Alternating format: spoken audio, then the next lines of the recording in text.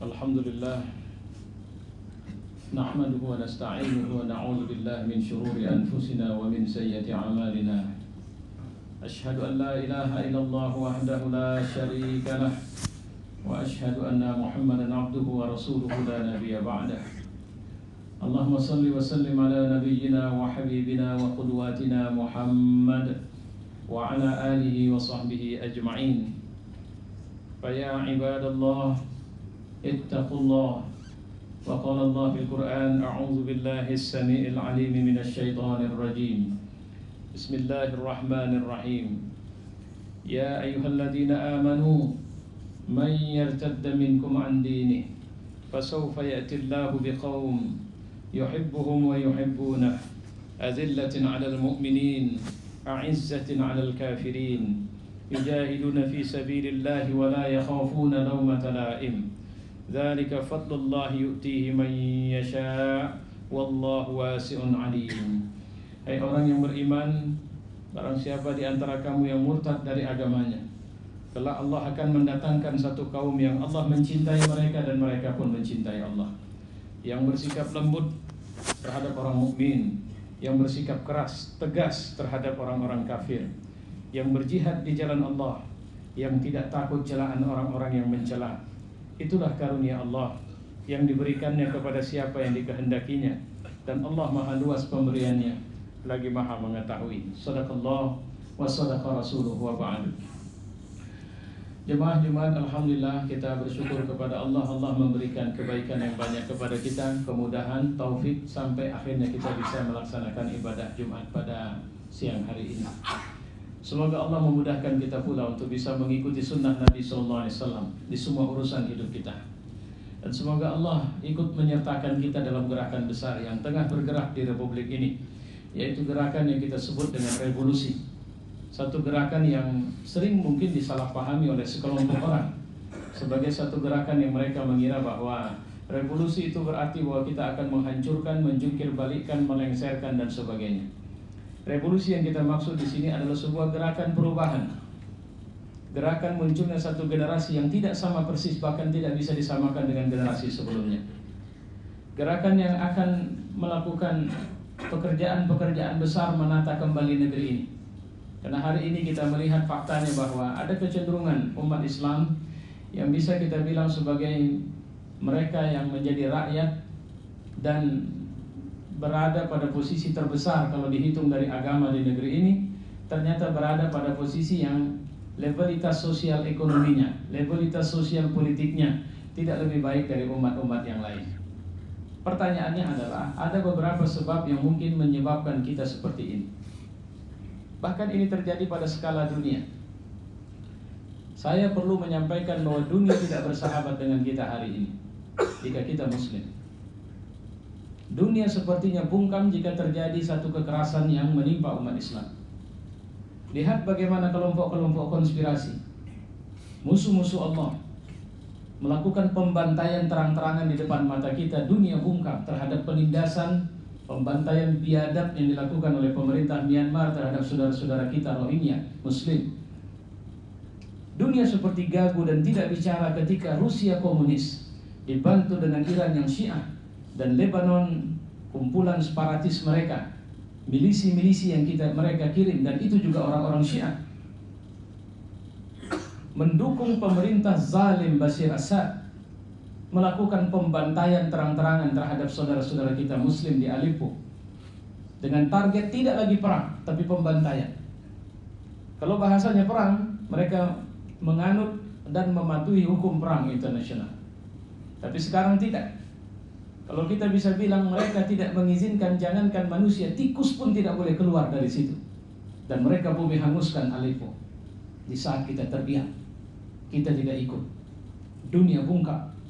Orang-orang yang mengatakan mereka adalah orang-orang yang pro kemanusiaan hari ini bungkam, tidak bicara sama sekali. Kalaupun mereka bicara, mereka hanya berteriak-teriak, tapi mereka tidak melakukan tindakan. Termasuk Indonesia. Pemerintah kita belum memberikan keputusan atau sikap apapun terhadap Rohingya, sikap apapun yang berarti. Saya tidak mengatakan tidak ada statement. Kalau statement selalu saja ada bahasa kami prihatin, Indonesia prihatin dan sebagainya. Bahkan terhadap Aleppo. Tidak ada satu bentuk solidaritas yang bisa kita lihat dilakukan oleh pemerintah. Karena gerakan ini kalau sekedar sebuah gerakan politik, atau maksud saya gerakan sosial, kultural yang dilakukan oleh umat Islam, alhamdulillah Indonesia sudah bergerak hari ini. Tapi apa yang terjadi sekarang adalah pertanyaan besar. Kenapa mereka begitu mudahnya melakukan pembantaian, penumpasan, tuduhan kekerasan, mengidap penyakit Islamofobia kepada umat Islam? Kenapa? Pertama, Nabi sudah mengisyaratkan bahwa pada usia-usia seperti sekarang ini Islam insya Allah akan bangkit. Dan menuju kebangkitan itu memang akan terjadi peristiwa di mana nyaris semua negeri muslim akan mendapatkan ujiannya masing-masing. Di Indonesia kita sedang menghadapi ujian dari orang-orang yang terang-terangan diberikan keleluasaan untuk bisa melakukan tindakan seakan-akan mereka adalah warga di negeri ini. Di Indonesia kita melihat bagaimana arus orang masuk bekerja ke negeri ini datang dari satu negara yang kita curiga ada apa dengan ini. Tapi tidak ada perlawanan, tidak ada pemberitaan, tidak ada pemberitahuan berarti. Tiba-tiba saja ada ormas dari negara dimaksud, yaitu Tiongkok, mendirikan ormasnya, membuka cabang di seluruh negeri ini. Apa yang ingin mereka lakukan? Di Indonesia sekarang kebangkitan dari orang-orang yang disebut PKI itu kemudian muncul begitu saja dengan leluasa.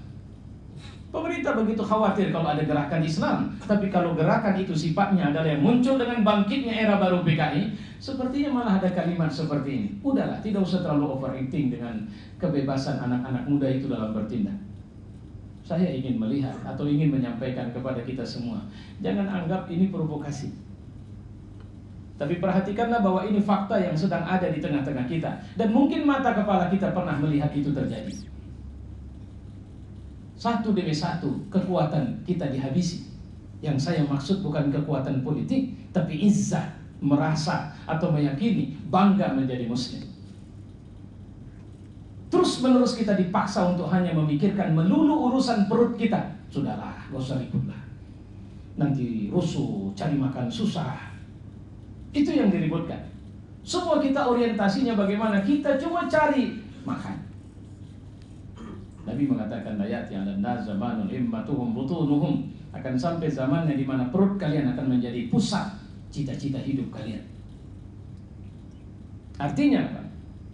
Kalau saya berkuasa, kekuasaan tidak ada. Di Medan ini ada satu kantor pemerintah yang ada pohon Natal di situ. Apa boleh kantor pemerintah secara terbuka, terang-terangan, vulgar membuat 2 pohon Natal di situ? Saya pikir kalau sekedar usaha, unit usaha, tidak masalah. Ini tidak ada usaha, dia pelayanan kepada masyarakat. Bahkan malangnya pemimpin kantornya juga muslim, tapi alasan dia demi kebinekaan. Aneh sekali. Nah, saya ingin menyampaikan kepada kita, ya hadza yaumul furqan. Ini adalah hari-hari yang membedakan kita. Alhamdulillah, peristiwa gelombang aksi 212 yang ditanggapi oleh dunia internasional sebagai aksi link to ISIS. Ini adalah kelompok kekerasan yang sedang membangun link kepada ISIS. Tadi saya membaca satu berita Tribun News dari Manado yang menceritakan bahwa ternyata gereja-gereja dunia juga mendoakan Ahok supaya dia bebas dari ujian yang menimpanya, karena dia adalah prestasi. Karena sebab kota dengan 80% muslim itu dikuasain oleh seorang pemimpin dan agamanya Kristen. Saya pikir saya tidak terlalu marah dengan itu, karena apapun ceritanya, kalau saya satu agama dengan dia, saya pasti akan bela dia. Tapi masalahnya kita, bukan dia. Saya masih mendengar adanya orang yang berpandangan minor dengan gerakan Islam belakangan ini yang mengatakan bahwa revolusi sudah berlangsung. Revolusi apa? Revolusi kepribadian. Revolusi untuk menyadari peran besar kita. Kehadiran kita sebagai muslim tidak hanya karena sebab kita beragama Islam, tapi kita adalah orang yang juga harus berpikir, merasa, meyakini, bertindak seperti Muhammad SAW dulu membawa agama ini. Semangat kita cuma satu, rahmatan lil alamin. Kita tidak mau keras, tapi mereka kerasi kita. Agama ini tidak pernah membenarkan tindak aniaya kepada siapapun, kecuali mereka yang memang sengaja secara sadar ingin merusak agama ini. Itu dilakukan Ahok, manusia yang sangat garang menggusur orang itu. Manusia dengan garangnya mencaci maki seorang ibu berjilbab dengan tuduhan maling itu kemarin menangis tersuduh-suduh di persidangannya. Kemana kegarangannya? Ketika dia pernah dengan bangga mengatakannya kepada anaknya, banggalah karena ayah kalian tidak dituduh korupsi. Walaupun dia tidak melanjutkan, saya bilang luar biasa ini manusia. Dia suruh anaknya bangga karena ayahnya telah menghina agama orang lain. Tapi kemana kehebatannya? Jawabannya, subhanallah, Muslim itu kalau bergerak, kata Nabi, musuhmu akan takut dalam 1 bulan perjalanan. Kita kumpul saja orang sudah mulai bingung. Kita mulai teriak takbir saja orang sudah mulai bingung. Dan itulah kenapa mereka di luar sana sering dengan cepat menghabisi itu. Apa yang terjadi di Suriah hari ini? Mana orang-orang yang teriak kemanusiaan? Ketika mereka membantai anak-anak dan mereka dengan alasan membantai teroris, apakah seorang anak kecil, bayi-bayi itu juga seorang teroris? Saya tidak bertanya kepada Assad, tapi saya bertanya ibarat satu tubuh.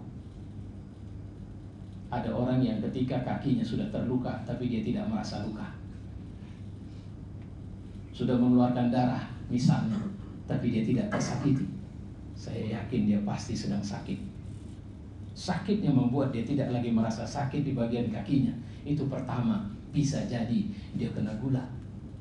Kedua, mungkin dia stroke, sehingga bahagian di tubuh atau di kakinya itu tidak ada lagi darah yang mengalir. Kalau saja kita tidak punya perhatian kepada saudara-saudara kita di Myanmar hari ini, kita tenang-tenang saja, kita cari makan, kita shopping-shopping, kita pergi karaoke-karaokean, kita buat acara-acara yang ini kan mau tahun baru nih, kita fokus dong.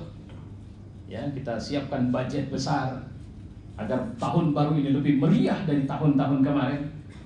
Sementara rupiah kita tidak mengalir kepada saudara-saudara kita di Myanmar, saudara-saudara kita di Aleppo atau Suriah. Rupiah kita tidak pernah mengalir untuk kepentingan penegakan kejayaan agama Allah. Siapa kita? Saya khawatir kita Muslim yang kena stroke persaudaraannya. Kita Muslim yang kehilangan empati kepada saudara kita. Kita Muslim yang layak dipertanyakan imannya. Saya tertarik sekali ketika kemarin seorang ibu bertanya kepada saya, Ustaz, dia profesor di bidang agama, dia kiai Ustaz, dia pemimpin ormas besar, kenapa dia begitu? Saya tidak jawab pertanyaan ibu itu. Saya senyum dan saya bilang, ibu tidak profesor kan? Ya. Ibu kuliahnya S1 atau apa? Ibu ngerti agama? Ibu ngerti tafsir? Ibu mendalami seluk-beluk agama? Ya Allah, ibu, untuk mengetahui seorang itu kafir atau munafik, ibu tidak harus belajar tentang ilmunya kekafiran itu secara jelimet, tidak butuh. Untuk mengerti seorang itu punya mentalitas munafik, seorang tidak harus belajar ilmu kemunafikan dulu. Hanya dibutuhkan satu. Ada iman di hatimu, maka kau bisa melihat orang itu munafik atau kafir. Jika iman tidak ada di hatimu, maka khawatirilah kau yang kafir atau kau yang munafik itu. Cuma itu saja. Karena iman itulah yang akan menggerakkan kita untuk mengerti. Ada berapa banyak orang yang mengerti ilmu Al-Quran tapi dia tidak menerapkan Quran. Ada berapa banyak orang yang mengerti ilmu-ilmu Islam dari kalangan orang-orang orientalis misalnya, tapi mereka tidak ada apa-apanya dengan Islam. Ada berapa banyak orang tua yang dia tidak S1, S2 atau S3, tapi malamnya dia tahajud kepada Allah. Dia tidak pernah melakukan kesalahan. Dia tidak mau melakukan tindakan yang tidak benar. Kenapa? Karena ada iman di hatinya. Seorang ibu menangis terseduh kepada seorang bapak teman saya yang mengantarkan infaknya yang cuma 30.000. Dan dia mengatakan, saya cuma punya duit ini, tapi tolong ini infak saya agar saudara-saudara kita 212 itu. Nah itu, antarkan ke sana. Kemarin seorang anak muda, saya tidak bilang anak muda karena dia sudah menikah, usianya punya anak satu. Dia cerita sama saya terobsesi dengan ceramah Ustaz yang saya dengar di YouTube. Begitu saya dengar khutbah Ustaz waktu itu, saya berdoa setiap malam dan duha. Ya Tuhan, jadikan aku bahagian dari orang yang ikut dalam 212 itu. Apa pekerjaannya? Pelayan di satu kedai kopi. penghasilannya 1 juta sebulan, tapi dia berdoa terus kepada Allah. Sampai hari Kamis sebelum Jumat datang, katanya pemilik kedai kopi tanya sama dia, kau tidak pingin pergi? Dia bilang, kalau aku ada duit dan Bapak izinkan aku berangkat. Oke, tiketmu aku yang belikan. Cuma tiket berangkat. Aku tidak berpikir bagaimana cara pulang waktu itu. Begitu aku sampai, dan aku belum pernah ke Jakarta, Ustaz. Aku belum pernah naik pesawat. Aku pergi sendiri, tidak ada yang mengawani. Karena aku minta sama Allah, aku jalan. Sampai di Istiqlal, aku sholat, aku sujud, dan aku berdoa, Tuhan, aku sudah di sini. Dan aku meniatkan tidak akan ada satu foto pun ku ambil di mana aku hadir di situ untuk menjaga keikhlasanku. Dan aku minta kepadamu, kasih cara aku pulang setelah ini. Apa yang terjadi? Seorang mengantarkan tiket Garuda kepada dia. Dan itu adalah orang yang tinggal satu kampung sama dia. Dia tidak punya rencana, tidak tahu bahwa itu Ustaz ikut juga ke sana. Dan akhirnya dia pulang naik Garuda. Coba bayangkan, kenapa pelayan kedai kopi itu tergerak untuk berangkat? Jawabannya bukan karena dia pintar kali agama.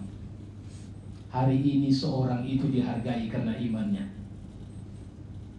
Hari ini kebenaran Islam kita itu bukan karena kita mengerti banyak ilmu agama, tapi ada iman di hati kita. Saya mau tanya, adakah air mata yang sudah jatuh untuk Suriah, untuk Palestina, untuk Rohingya, di mana secara biadab pemerintahnya itu melakukan pembantaian terhadap mereka? Tahu kenapa alasannya? Karena mereka Muslim. Karena mereka Muslim. Hari ini semua gerakan orang-orang Islam di Indonesia dengan aksi bela Islam itu sudah melebar kemana-mana. Mungkin Anda sudah mendengar adanya rencana untuk membuat minimarket 212. Beberapa kota para ulamanya sudah berdiri dan mengumumkan bahwa kami boikot beberapa produk, di antaranya sari roti. Itu tidak ada beritanya karena ini cerita Islam. Bahkan gerakan ini sudah melebar ke daerah-daerah di mana bukan gerakan untuk ayo kita lengserkan presiden, bukan itu. Kita malah berharap kalau bisa presiden yang memimpin revolusi besar ini. Semoga Allah mengabulkan doa kita. Jika tidak, maka ini akan tetap bergerak. Revolusi apa? Revolusi kepribadian, revolusi harga diri, revolusi keyakinan bahwa mulai hari ini kita yakin Allah bersama kita. Revolusi di mana kita meyakini bahwa Allah telah menempatkan kita untuk menjadi pemimpin bagi manusia. Saya hakul yakin, karena saya ikut di 212. Allah bersama kita. Kenapa saya bilang begitu? 7 juta lebih orang itu, ya Allah, kalau bukan Allah yang mengaturnya, chaos itu. Saya menyaksikan orang yang disorong dengan kereta sorong, tidak 1-2. Saya melihat orang-orang cacat ada di sana. Saya melihat orang tua renta ikut ke sana. Kalau ini sekedar sebuah gerakan demonstrasi biasa, untuk apa orang tua yang sudah sakit-sakitan itu ke sana? Iman yang menggerakkan mereka berangkat ke sana. Maka kalau ada yang sampai hari ini masih belum tersentuh hatinya, banyak istighfar sajalah.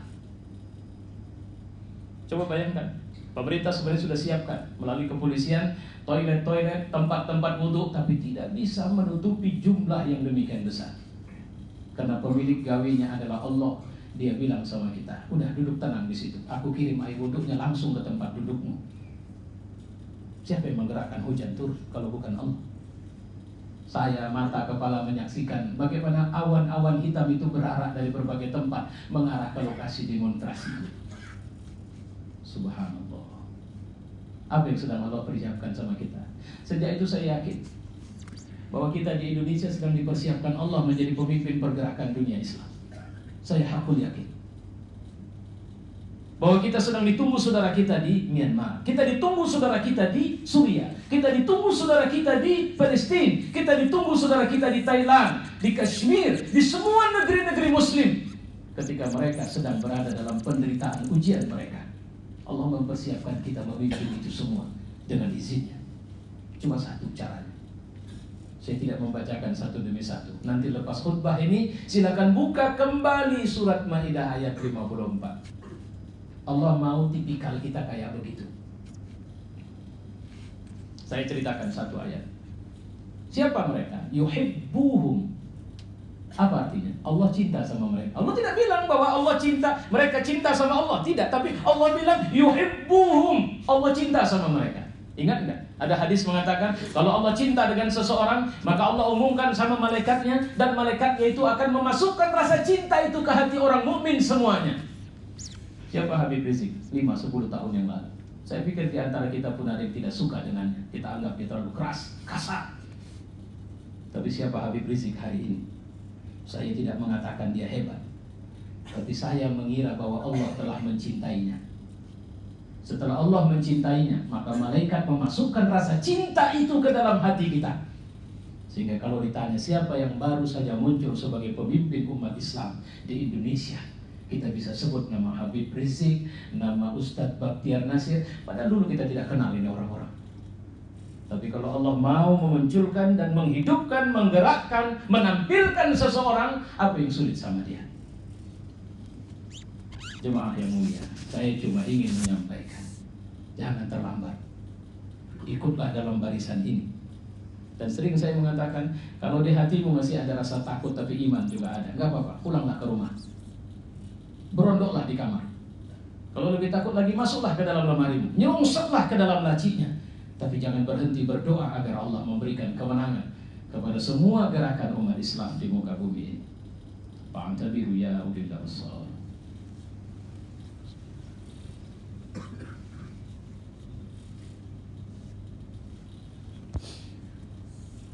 Alhamdulillah. Nusalli wa sallimu ala nabiyyina wa habibina wa qudwatina Muhammad wa ala alihi wa sahbihi ajma'in. Fa ya ibadallah, ittaqullah. وقال الله في القرآن أعوذ بالله السميع العليم من الشيطان الرجيم بسم الله الرحمن الرحيم إنما وليكم الله ورسوله والذين آمنوا الذين يقيمون الصلاة ويؤتون الزكاة وهم راكعون صدق الله وصدق رسوله وبعد. Jemaah yang mulia, konsep dasarnya sederhana. Setelah kita menjadi muslim, kita harus secara ideologis meyakini ini agama yang benar. Dan ini agama yang penganutnya disuruh Allah untuk tampil dengan peran rahmatan lil alamin. Apa itu kalau mau kita bilang, umat Islam kelasnya bukan kelas minta, tapi ngasih. Lihatlah keteguhan saudara-saudara kita di Aleppo beberapa hari yang lalu. Bukan orang tuanya.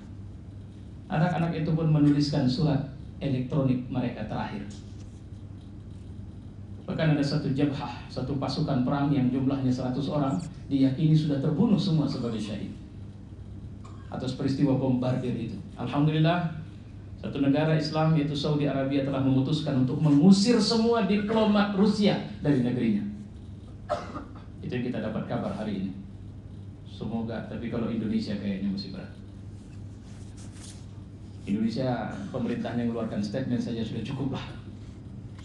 Tapi yang kita mau sebenarnya adalah bagaimana kita, di hati kita ada statement bahwa sejak hari ini kita akan membela agama Allah. Karena terus terang, capek pun kita ngurusin cari makan, kita tinggalkan dunia ini.